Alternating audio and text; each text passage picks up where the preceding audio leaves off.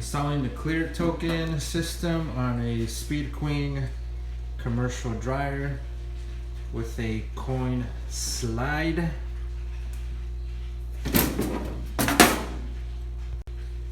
This is the wiring harness that comes with the clear token system. The black and white wires will need to be spliced into the line that has the 110, that supplies the 110 volts, which is these wires right before the transformer. The blue and yellow wires will go connected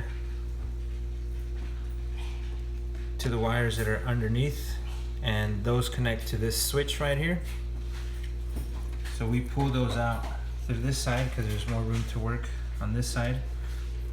And so it doesn't matter which wire you connect it to, but you will splice into the those wires.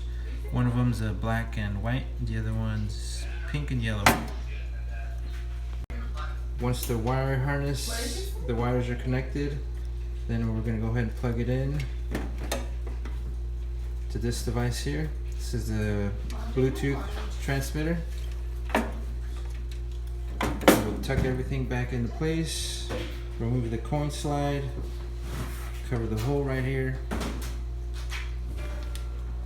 put the sticker in place, identifying the machine. The sticker comes with the Bluetooth device.